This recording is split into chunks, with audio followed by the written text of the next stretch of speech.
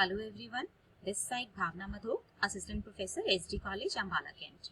And in this video, we are going to start the topic financial planning. So let's start with the introductory part of financial planning. As we all know that financial planning is an important function of financial management. And it doesn't matter that the business is big or small, or you can say it's an existing business or it's a new one. Every type of business has to perform this function very carefully because it's concerned with the estimation as well as the utilization of funds. Now let's start with the meaning of financial planning. Here we have two words, financial and planning. So when we will plan for our finance, will be covered under financial planning. So what will be the meaning of financial planning? As different authors have different views about the meaning of financial planning, so these views are classified in two groups. The very first group is narrow concept.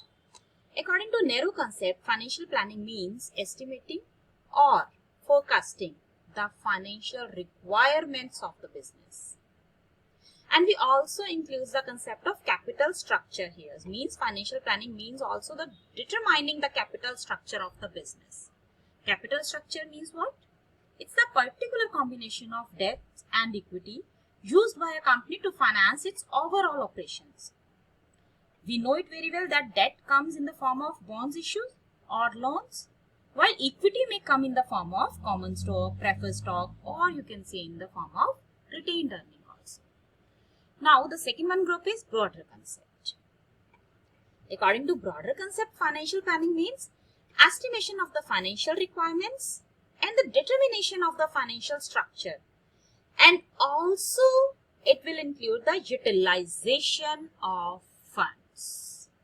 Now the meaning must be clear in your mind. So let's start with the objectives of financial planning. Here we have the very first objective, to provide adequate funds to the business. Means neither the funds should be short nor in the excess of the needs of the business. Na kam, na zyada.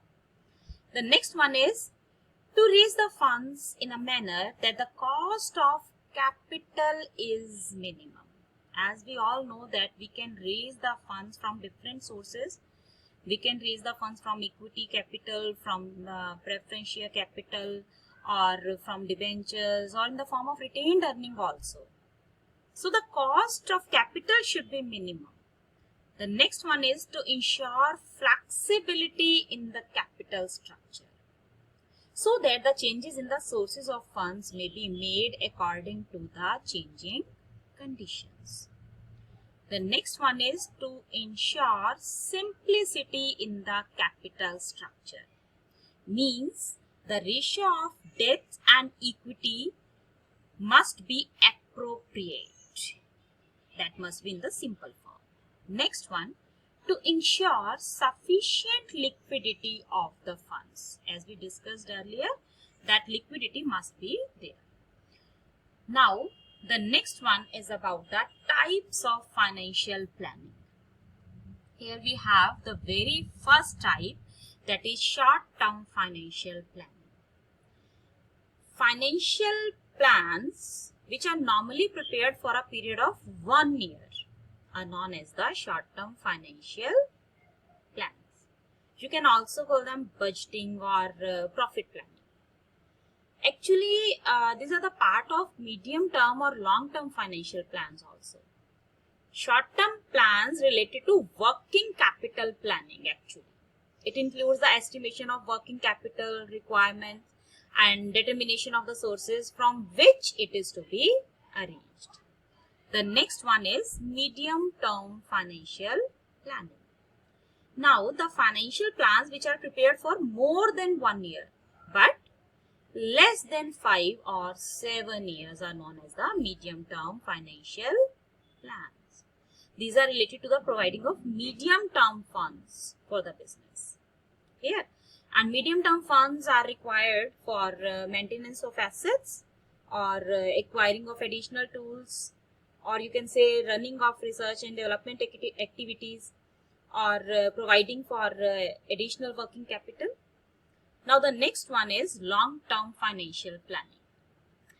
The financial plan which are prepared for more than 5 or 7 years are known as the long-term financial plans.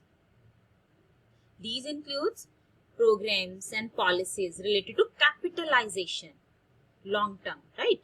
Capital structure, replacement of fixed assets, and raising of additional capital also for the expansion or for the growth of the business.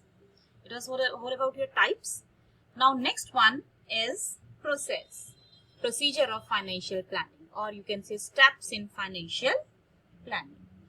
Here we have total 6 steps. The very first step is determining current financial situation. The very first step is to create the financial plan, is to understand your current financial situation. Actually, it means taking an inventory of all the debts, income or expenses. The next one step is developing financial goals. The second step in the financial planning process is to set the goals, financial goals. And the financial goals should be unique to the financial situation and reflective of where you want to be in the future. Clear? Now the next one is identifying alternative course of actions. Alternative course of action, definitely here we have already set our goals and we have different alternatives in front of us. So all the alternatives we should cover, and then we have to evaluate that alternatives. Evaluation means to say we should check the pros and cons of each and every alternative. Clear? And we will pick the best one. Then creating and implementing financial plan, because we have set the best one. So now we will implement this financial plan.